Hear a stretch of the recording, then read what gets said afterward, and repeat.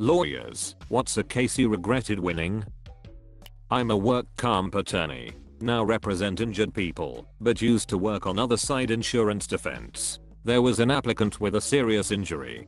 Fell off a ladder, busted back with fusion, shoulder destroyed, years of treatment. Internal issues, psych issues, really just messed up.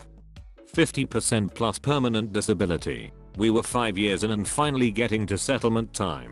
If we bought out his future medical, settlement pretty far into 6 figures. This guy was the sole provider for wife and 2 kids. Then we found out he had an aggressive brain cancer. Expected only couple years to live, at best. Thus, we wouldn't buy out future medical anymore. Still got permanent disability for $60,000, but can't give medical buyout based on 25 plus year life expectancy anymore. I felt terrible for the guy and his family. Me and the adjuster tried to get insurance to agree to some sort of amount like 5-year buyout, but the bean counters said hell no. The attorney knew it wasn't me making the decision.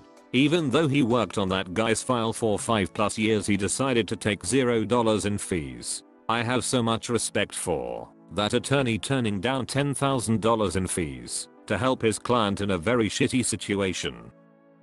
Guy lost his wife and children in a car accident. He wanted to exercise to get his emotions and mental health back in check.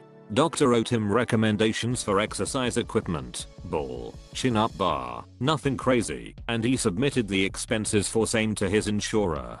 Client, insurer/adjuster, wanted this for tooth and nail because exercise equipment was only covered for physical rehab and he was not physically injured. I do not practice in this area anymore. I do family law, and I represented a father who had lost most of his custody from heroin use and imprisonment as a result. He came to me saying he was clean and doing good and had his life together, and it checked out. He had been clean for almost 9 months not counting jail time, and seemed sincere in wanting to resume a full relationship with his son. The other side fought viciously to keep him at extremely little custody and supervised at that, but we prevailed and got an order restoring fairly frequent unsupervised partial custody. Not long afterwards, only about 3 months after the case, he was back doing heroin, sold most of his furniture, and for me the most soul crushing is that he set up a fake GoFundMe stuff for his child's cancer. His child didn't have cancer and has never had cancer, so you know where that money was going. I withdrew my appearance at this point, so I don't know what happened afterwards, but I imagine and hope his custody was taken away. Basically, the net result of winning that case was that the poor boy had to witness his father relapse on heroin and was exploited for money. Worst case I ever won. I work in medical malpractice defense. Once I had a obstetrician/gynecologist who burned a patient during a procedure. When I met with the doctor, he lied to me throughout the representation over 16 months, saying he had no idea how it happened. There is a doctrine in law called res ipsa, meaning absent some sort of negligence, this accident could not have occurred. Woman came in without a burn, and after the procedure, the woman left with a burn.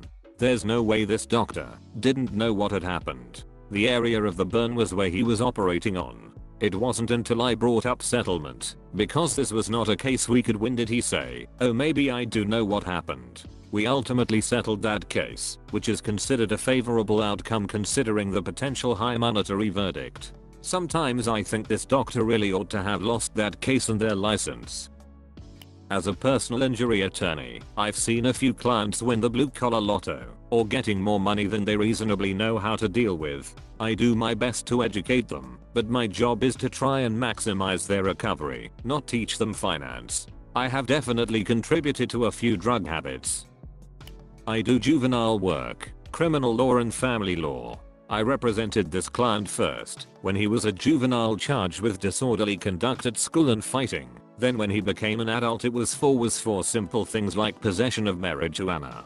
As he got older, it became easier and easier to figure out what part of his life hasn't gone as well as it could, and I tried to counsel him and push him to better himself. He got his GED, he started going to NA, he started classes at a community college, and found a part-time job.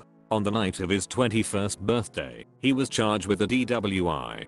Of course I'll take care of that too. About 6 months later, we are due in court for trial on a Monday, and he doesn't show up, which at this point in his life is highly unusual. As I'm trying to figure out where he is, the court starts going over arraignment/first appearances, and then lo and behold 3 people are up for murder charges. The prosecution starts to tell the judge what the facts/circumstances of the case are, and mentions a few victims' names. Apparently, my client was at a party when these 3 individuals decided to allegedly do a drive-by shooting. My client suffered multiple gunshot wounds and didn't make it to the hospital. So, by default, as you can't prosecute a dead person, the state has to take a dismissal. I guess technically a win. Either way, it was crushing to me as I thought he had really turned his life around. In one of my first cases, after passing the bar exam, a young man retained me on a drunk driving charge. No one was hurt, but he totaled his car. During trial, the arresting police officer testified that my client was clearly drunk at the accident scene, and that my client was loudly blaming the accident on the a-hole who stole his car, crashed it, and then fled before the cops arrived. However, according to 2 other witness statements tendered into evidence, it was my client's friend, the passenger, who was screaming about the a-hole who stole the car, not my client, the driver. The cop must have confused the 2 men during his testimony. This discrepancy raised a reasonable doubt in the judge's mind, so she acquitted my client. At the time, the acquittal was somewhat unexpected for me. In my personal view, my client was clearly drunk and responsible for the accident, regardless of who was blaming the mystery asshole to the cops, but I was happy my young client got off. No one was hurt, and lessons were learned. And I was quite euphoric to have won my first criminal case. The regret? About a month after the acquittal, my young client called me at 3 AM from the police station saying, "It's me again. The police arrested me for drunk driving again. Can you help me?" Not only did I answer no, I instantly regretted getting the earlier acquittal. My client apparently didn't learn any lessons. I wouldn't say I regret this so much as to this day it amazes me. As a first-year associate I was given a terrible PI case where my client received a flu shot and thereafter felt pain in his shoulder. He went to another doctor who performed an MRI and determined he had a torn rotator cuff, which was undoubtedly not related. My job was to allege the flu shot caused the rotator cuff tear. Our ortho actually correlated the 2, which is the more regrettable position, and the case paid out. Being the bottom of the totem pole I had no choice but to take the case, which was handed down by a partner. But at the same time, just overwhelmingly made me feel like the worst stereotyped attorney and just hated having to walk into court on it and feel my reputation being destroyed. Had this happened to me twice. Got my client out on bail, only to thereafter have him up and killed. First time, he was in building supposedly selling, got chased by the police and a struggle ensued where he was shot point blank in the head. Mother told me that it was my fault that he was killed and that I was working with the DA and the police. Second time, a young man no more than 16 gets released while waiting trial on robbery. One of the conditions of release was that he maintain a curfew. That very night he breaks curfew, goes over to somebody else's house, and was killed in a drug-related robbery. Mother blamed me and said that the devil was working through me, that we were all demons. Criminal defense is a hard business. Did a divorce where the husband, who I was representing, wanted to trade custody of his children for a set of bedroom furniture. The bedroom furniture was not even like a family heirloom. It was furniture that you could probably get at a rooms to go or something. Ugh, still makes me ill. That's why I got out of family law. There was a case that I saw that involved a claim with fee shifting, meaning that if the plaintiff won, their attorney's fees would get paid by the defendant. Defendant pushed an aggressive legal position at trial that the judge agreed with and won, avoiding a few thousand in liability to the plaintiff and a few thousand in attorney's fees. So far so good.